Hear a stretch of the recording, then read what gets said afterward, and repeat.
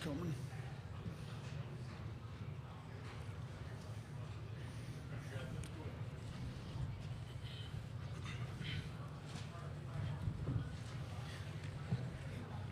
As a reminder, please make sure your cell phones are turned off. And as a note, only recording allowed is audio, no video recording. At this time, we'll begin the press conference with an opening statement from Coach Oates, and then we'll field questions for Namari Burnett and Mark Sears.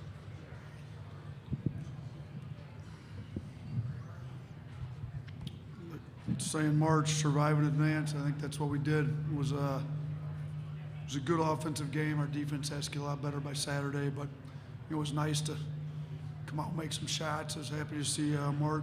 He's been in the gym working a lot since the SEC weekend. And it showed. I thought he came out, shot it really well. It's our fourth straight game. JQ started.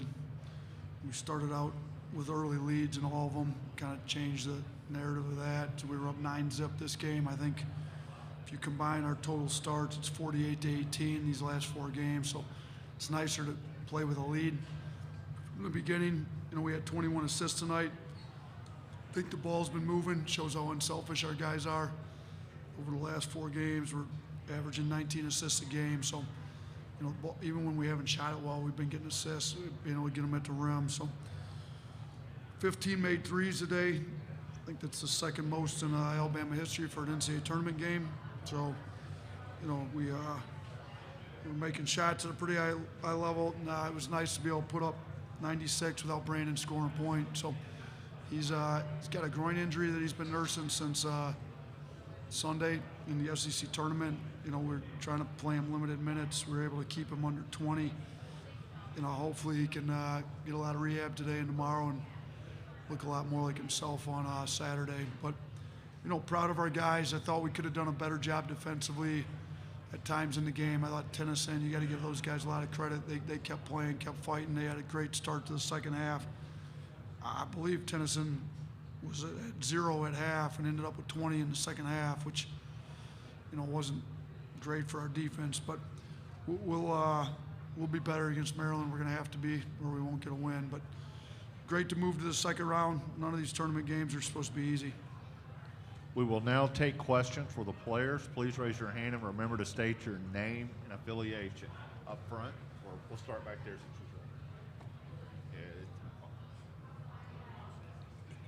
you're Drew DeArmond, WCZN Radio, Huntsville, Alabama. This is for Namari. I know you've been going through a little bit of a slump. How did it feel to watch the ball go through the net and do a good job off the bench offensively? Feels great.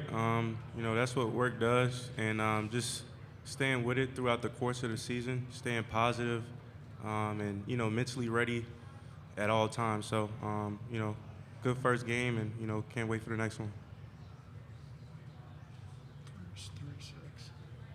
So Mark, being here, Ryan Hennessy, WBTM 13 in Birmingham. Mark, being here in this state, being from this state, you heard about the hype all week with Birmingham, Alabama fans. What was the feeling out there with the crowd? Man, as soon as we came out that tunnel, it was, I had chills. And just seeing all the love we had is just an unbelievable experience. Max Cohan, Way 31 in Huntsville. Also for Mark, being the only player from Alabama on the team, what was it like to have a performance like this in your home state on this stage? The previous games, I have been struggling to shoot the ball, and then over the break, I just got back in the gym and started from ground zero, and I just trusted my work. We're going to go to the front. Mason Smith with Bama Central. Namari and Mark talked to both of you guys yesterday about the importance of bench depth and how it makes a deep run. How do you think the bench just did today, especially with Nick and Namari's performance? We always stay ready, and we got a great starting group and come in and get us an early lead, and if not, we have a great bench to either push that lead forward or get the lead back. So having great depth on this team only makes us one of the best teams in the country, and I think it showed today. Nick Kelly, Tuscaloosa News. Mark, obviously the last few games you struggled a little bit scoring and shooting. Then it clicked today. I mean, what was behind that, do you think, for you? Just continue to shoot with confidence, and like I said earlier, trust the work that I put in.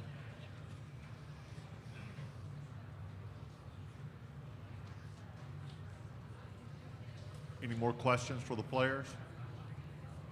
Up front. Jim Dunaway from the next round. Namari, when you were on our show earlier this week, we talked about being patient and waiting for your turn. Will you share with me what that's like, waiting to get called on in a game like this, and how tough that is for any shooter on the team? Just like I said, honestly, always being ready, staying positive, and knowing that there's one goal in mind, which is winning. And knowing like what you produce to the team, like I have a specific role in this team, and it's to make shots and defend at a high level. So going there with a clear mindset and just doing that every single time I get a chance, that's really what it is. Very back. Hey Mark, can you talk about some of the? Can you kind of go into detail about some of that extra work that you put in leading up to the tournament game today? You know, we won the SEC tournament Sunday, and then the following up Monday, I went in the gym at 10 a.m. and I made 300 jump shots, and then went with Clark at like 12, got treatment, and I came back in at 7:30 and got another 300 shots up. Got time for one more question? Okay, man, you are free to leave. Mark stays in the gym. He lives in the gym.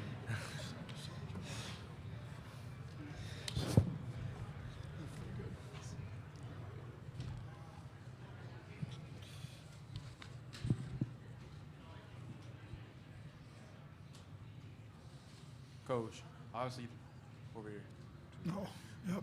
Obviously, the bench had a fantastic night, 49 points. What did you kind of see from the bench production, especially with Nick Pringle's double-double? Yeah, I mean, obviously Nick played well, but he wasn't the only one. I mean, Namari talks about how much Sears is in the gym. Namari's in the gym all the time, too. So both those, I mean, Namari shot the ball really well in practice the last couple of days. You know, he studied a lot of video. I thought he got himself really ready. You know, we've got guys that keep themselves ready to go. If you look at the way Noah Gurley's been shooting the ball, I mean, Noah Gurley goes 2 of 2 from 3. Namari goes 3 of 6 from 3. And we had some guys come off the bench and really make shots and help us. You know, Dom made the 1-3 hit, which is great. So, you know, and then Pringle's athletic. He's strong. He plays hard. You know, he ends up with 15 rebounds, 5 boards. You know, if he could make a free throw, he'd have been up around 25 and 15. But, you know, he was good. He's got a lot of energy about him. So, you know, like I said, I mean, if your bench doesn't score the way it did, I didn't realize we had 49 off the bench. But I mean, we had 96 points, and Brandon didn't score. You know, so to get 96 points without Brandon scoring a point, you got to get some production from somewhere. To your left. Piggybacking off that a little bit, just what does it say about this team that you can win by 21, do it the way you guys did without your best player scoring at all? Shows we're deep. We got a lot of options, a lot of talented players. I mean, there's, you know, you look at who's coming off our bench. I mean, Amari Burnett's really talented. Rylan Griffin's super talented. Jaden Bradley's coming off the bench now. I mean, that's 2 McDonald's All-Americans with Jaden and Amari. And Nick Pringle, you see what he's able to do. I mean, you kind of go down the list. Tom Welch and Noah Gurley have both been really good players at different schools where they came from before they got here. So, but to have the amount of talent you have on the bench and still have the chemistry and guys are always ready, even if they don't play heavy minutes, that speaks more to the character of the guys on the bench. It's great that in an NCAA tournament game we're able to get these guys. I mean, you look at the minutes off the bench, you know, 21 minutes, 21 minutes, 21 minutes, 18 minutes, 19 minutes from Gurley, and then 14 minutes. It's able to get that many minutes off the bench is nice because, you know, we got to turn around and play in less than 48 hours. So it's nice we were able to get that many minutes off the bench. We're going to go here, that second row in front row. Mike Rodak from AOL.com. You just mentioned it, you know, the bench and the minutes that they played with. The starters, though, with Noah limited to 9 minutes, and it seemed like Charles maybe was dealing with a knee still. Just what's the rest able to do for him with the Maryland game coming up? I think it's huge that we're able to rest those guys with Maryland, you know, having to play the full 40 with their guys. Nick Kelly, Tuscaloosa News. For Mark to be scoring and a big part of the offense, how key is that for you guys as you play in the postseason? I mean, I think it's really big. He's been our second leading scorer all year. You know, even when he was struggling, we continued to play him heavy minutes because I think he adds a lot to the team, even when he's not making shots. I mean, he's tough. He's had games where he's been one of the scrappiest, toughest perimeter defenders out there. You know, he adds that to the mix. So I thought he played really hard there. After the timeout in the second half, he came out, and I thought his effort was really good. So, you know, we're going to have him out there because we know he can score. He's, you know, other teams know he's capable of scoring at a high level. You know, teams can't sag him. He's going to give spacing on the floor. So to have him go ahead and make a lot of shots certainly helps because he's going to be on the floor. So, you know, I was really happy to see those ones go in. I mean, shoot, he finished 3 or 4 from 3. So he's capable. I mean, all of our players expect all shots to go in. The way he shot it all summer and in the fall, like he didn't miss any open threes. So I was happy to see that. Hopefully he gets his confidence going. We see more of the same in the second round. Very front. Coach Drew DeArmond, WZZN Radio in Huntsville, Alabama. It started really in Nashville where he came off the bench and had 11 against Mississippi State. But how big is it to have an older guy like Noah Gurley be ready? And then I'm a big body language guy when I watch the bench. He's always invested. He keeps everybody, up to. Just talk about his role. Yeah, he's been great. He's been one of our leaders. Even when, I think 2 out of the last 4 regular season games he didn't play in. He was still the guy talking to everybody every time out, leading the locker room. So, you know, we started that SEC tournament, Mississippi State.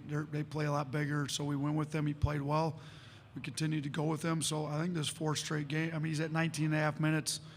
I would have got him more minutes, but he gets stiff. He's a little older, so his body gets a little stiff. So he would have been over 20 minutes, 4 straight games if I hadn't sat him there for a while. He got a little stiff there. But, you know, he's 2 of 2 from 3, 3 assists, no turnovers, 8 points, 4 rebounds. It's a pretty good night in 19 and a half minutes. But his leadership's been great all year, and it's a big reason why we're as tight and the chemistry's as good, and our guys are, you know, pulling for each other as much as they are.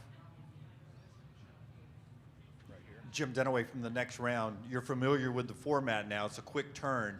How much tape will you watch between now and the tip on Saturday, and who's on the scout, and how much have they done pre-work on this? Yeah, so we do things a little bit different. We don't divvy up the scouts between assistants. Charlie's always got our defensive scout. Petway's always got the offensive scout.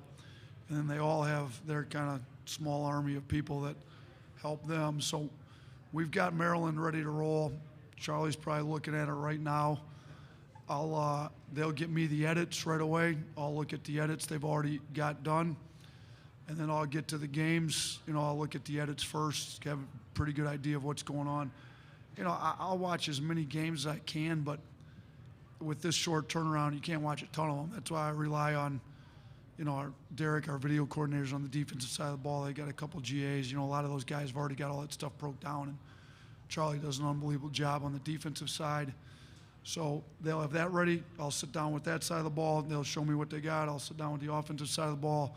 You know, Adam Bowman helps Petway, and they got some GAs and people helping them. They'll show me how, you know, and Maryland's got some different kind of matchup zone. They switch it. You know, we're going to have to figure out how to attack them too. So we spend probably equal time on defense and offense, but because those separate people are really locked in. You know, Brian's working with Pino on personnel. It's kind of more on the defensive side. So they'll kind of give me a quick rundown of their personnel, and I'll get as quick of an idea of what they have as I can, and we're going to show video of the team tonight.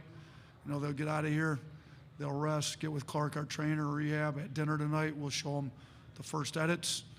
Tomorrow morning, we'll show them more. We'll have a short practice because, you know, we just played today and we play tomorrow. And then we'll show them some more video tomorrow. And then, we'll wake up Saturday morning, show them a quick game day edit, and be ready to roll. Okay, we're out of time. Thank you, Coach. All right. Thanks, guys. Appreciate it.